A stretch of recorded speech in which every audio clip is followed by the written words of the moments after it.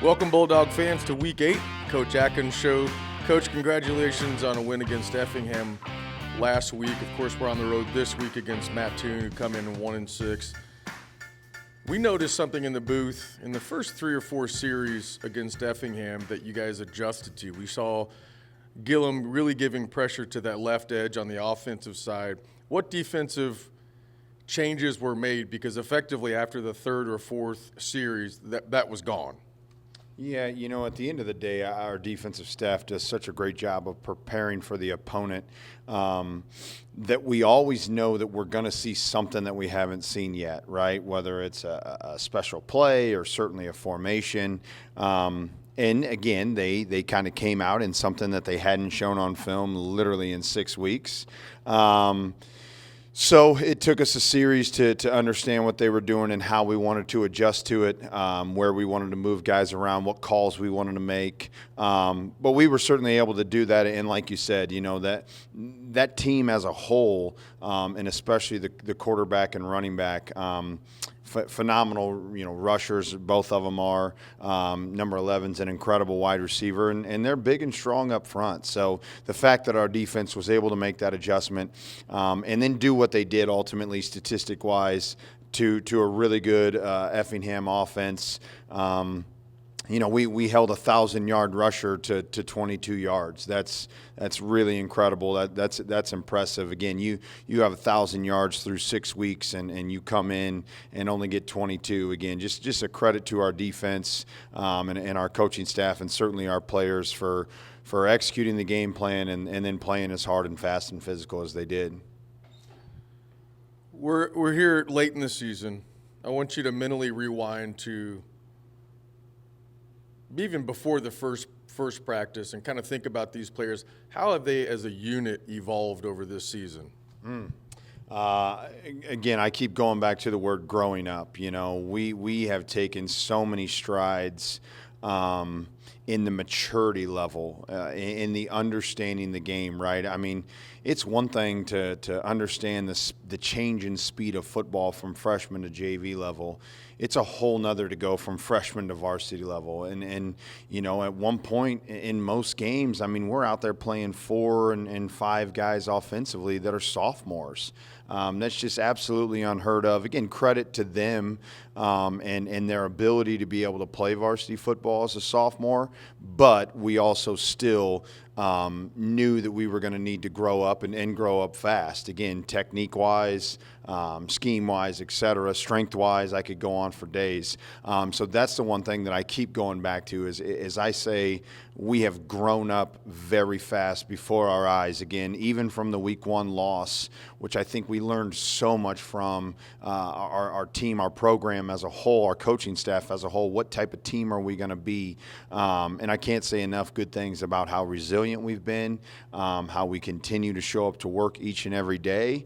And I would say, again, one of the most things that I'm impressed with is just how these kids have kind of gritted their teeth throughout the entire offseason, throughout the entire summer, and up to this point in the season.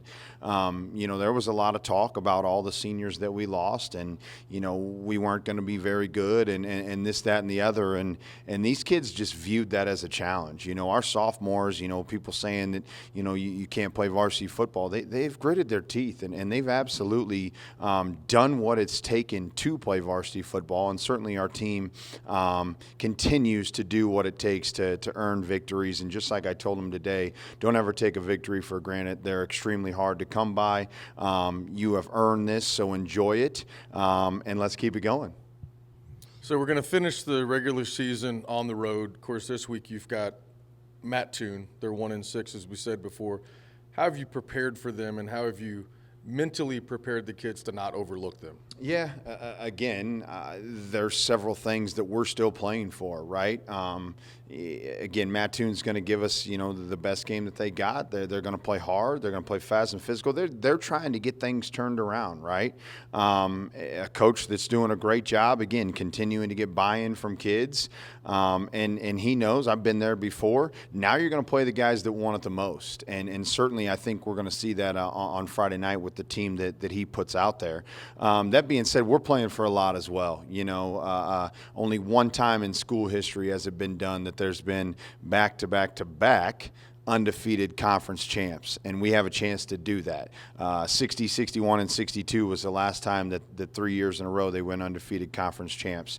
We take care of business on Friday night. We would be the second program, 3 years in history to be able to do that. So, there's that. There's we're playing for conference stats now. We're playing to get some of our backups playing time. I mean, I could go on for days just about all of the things that we still are playing for. I'm truly excited. I know that sounds crazy. I'm excited that the weather is supposed to be bad because, again, we've been lucky that we haven't played in any sort of weather this entire year. So that'll be good to get one of those under our belt before we get into that week 10 when it really matters. You never want a playoff game to be the first time that you're playing in rain or cold or wind or whatever. So there's a lot of opportunities that I'm excited for our kids. I told them at the end of the day, we've locked up the conference championships from that standpoint. Again, we want to make sure that we go undefeated.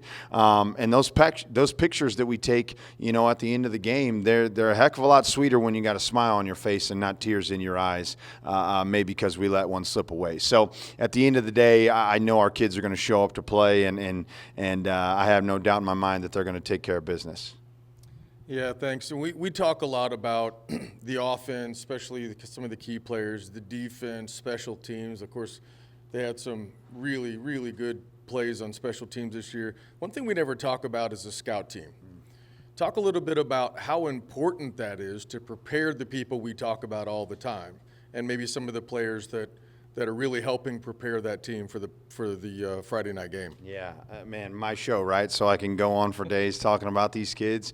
We don't refer to them as the scout team, even though they are, right? Football fans know them as that. We refer to them as the win team because that's exactly how we win games, is because of what those guys do for us on that side of the ball. Again, I wish I could talk in length about each and every kid, but I would run out of time. But I'm going to start here with two guys who I know for a fact would be starting for almost every single other team in our conference, and that's Mason Orton and Cade Harold. Those two wide receivers just give us incredible looks day in and day out. They're both juniors, unfortunately sitting behind, some other juniors and a senior on the offensive side of the ball, wide receiver, so they don't get as much playing time on Friday nights as, again, maybe they would want. But I can't say enough great things about those two's leadership and just the effort and look overall that they give us, within the scout team, making our defense better. I told our kids, a couple nights ago, I said, we've given up one passing touchdown in the entire season. Again, that's a credit to those scout team wide receivers for doing what they do and giving us those good looks and certainly making us better. Wade Manuel and Owen Seymour, a couple other wideouts. Connor Wilson's out there. Again, we just Landon McConkey. I could go on Camden Wood. Right, we get a lot of production, or definitely get a lot better from those guys giving us a look. Ryken Kirby is our scout team running back. Again, as a senior who has dominated the JV level the last couple years, for him to be our scout team running back is incredible, right? We're not relying on, freshmen or sophomores who maybe haven't done it before. He's a senior, and he's given us a great look and certainly making our box guys better. Ryan Pruitt kind of runs the show there, at the quarterback spot. And again, just takes an absolute beating as a sophomore quarterback, but again, does an incredible job managing the show and certainly does everything that we need him to do to make sure that we're continuing to get better. On the scout team offensive line, Braden Lamb kind of runs the show. And again, he has to go up against Jack Gallagher each and every day. And that's not an easy task. But truthfully, it's made both of them better. Braden has gotten incredibly better from maybe even the summer, certainly from last year. And he's making Jack better too. There's no doubt about that. He's got a couple guys, around him. Aiden Kroll, Josh Craig. We got Jeremiah Wilcox, and then certainly we got Jason Johnson. Grant Wilson fills in a little bit there as well. Just can't say enough good things about that Scout offensive team. Again, we have a really, really good defense statistically, and it's because of that Scout offense that gives us a great look each and every day. There's a reason why our JV team is undefeated. And most of our scout team is made up of those JV guys. So it's a two-part fold. Our varsity guys are getting them better so that they can go out and compete and dominate on Monday nights in the JV games. And then certainly because they're so talented and undefeated at the JV level, they're definitely making our varsity kids all that much better as well. Then flip to the defensive side of the ball. Carter Panagakis, Big Vance Clark on the defensive line, some of those guys. Austin Kroll, Hayden Hart is another one. We kind of rotate again depending on if we're seeing a 3-front or a 4-front. These guys kind of intermix. And again, I've been doing an incredible job giving our offensive line, those young guys, giving them a really good look. Huey Allen and Grant Arbuckle kind of run the show there at the linebacker spot. Noah Scott actually has done so well on the scout team at linebacker, and then certainly in Monday night games that he's going to earn some Friday night time as well. And again, that's kind of what we talk about all the time. Not only are you making us better, but this is where you get noticed as well. Clayton Crowley is another guy, that's in the mix there as well. Again, you talk about a guy that gives incredible effort and has a huge heart, man. He's going to give you everything you got, certainly to try to make us better. Then we kind of finish around with our secondary, kind of led by Jack Jessup. He's been an incredible leader for this program, but certainly, on our scout team defense, Caleb Collins and Justice Verona are a couple other safeties that we have. AJ Demos, now a scout team corner, who had started varsity for us, at the beginning of the year. So again, anytime your wideouts are going up against potentially starting varsity corners, like that's certainly going to make your wide receiving core better. And then lastly, Chase Dockham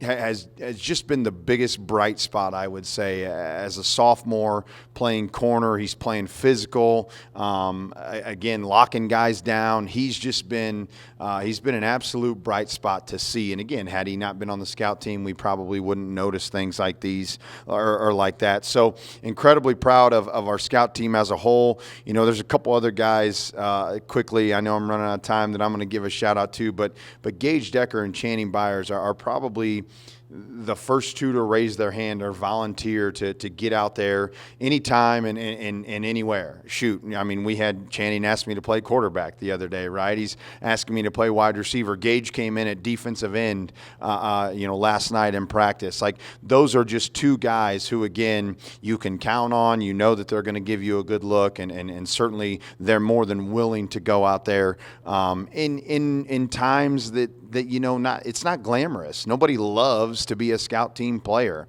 But again, we try to emphasize those guys as much as we possibly can because, again, we call them the win team because we wouldn't win games if it wasn't for that scout team. So couldn't say enough good things about that side, those guys and what they do for our program. Again, I wish I had more time to go on and talk about all of them for much longer, but they're definitely the reason that our record is what it is for sure. Well, great. We appreciate that, Coach. Looking forward to seeing a win on the road, Mattoon, this week. That'll be a wrap for Week 8. Coach Adkins Show. Stay with us, I guess, next week. I guess we'll be back here next week. That's a wrap.